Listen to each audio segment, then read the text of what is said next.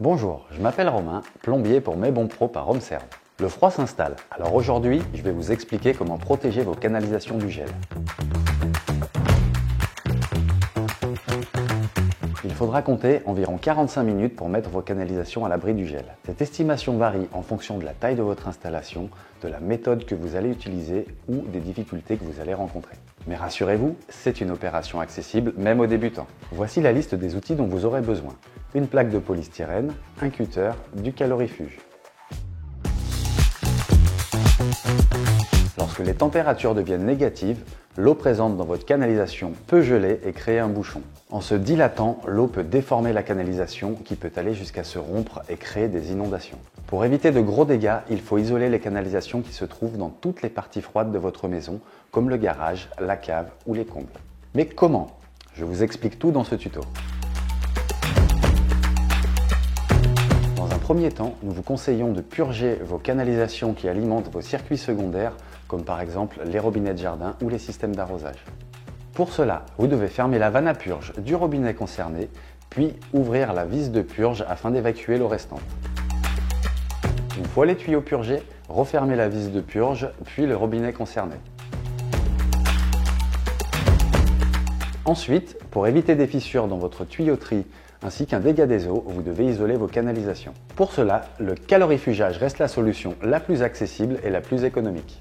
Elle consiste à entourer votre canalisation de calorifuge, c'est-à-dire une matière isolante comme un manchon de mousse synthétique par exemple. Pour choisir le bon manchon, pensez à vérifier le diamètre de vos canalisations à l'aide d'un mètre.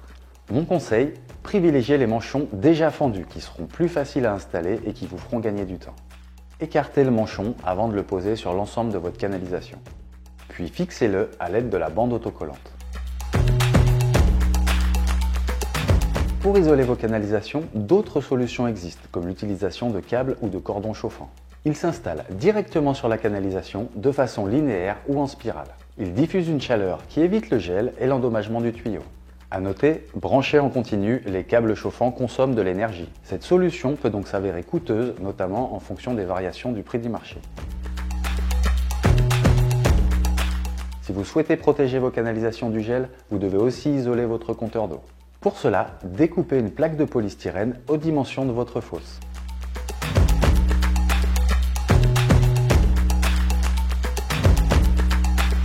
Déposez-la ensuite au-dessus de votre compteur afin de le calfeutrer du froid.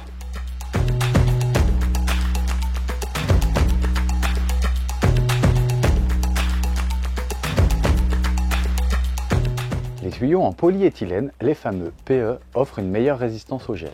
Souples, ils supporteront mieux les variations de volume dans la canalisation en cas de changement de température.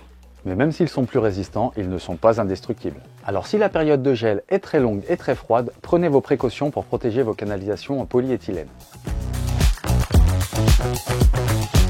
Les indemnités en matière de couverture au gel varient en fonction de votre assurance habitation. Cependant, sachez que vous êtes tenu responsable en cas de vétusté des canalisations, si celles-ci se situent dans un local ouvert au froid ou si elles ne sont pas adaptées aux risques climatiques. Si vous vous absentez plusieurs semaines, pensez à mettre votre chauffage en mode hors gel. Il vous permet de maintenir l'eau présente dans vos canalisations à une température d'environ 10 degrés. Votre chaudière va alors fonctionner au ralenti. Vous évitez le gel de votre tuyauterie tout en faisant des économies d'énergie. Vous savez désormais comment protéger vos canalisations du gel. Restez bien au chaud et à bientôt pour un prochain tuto.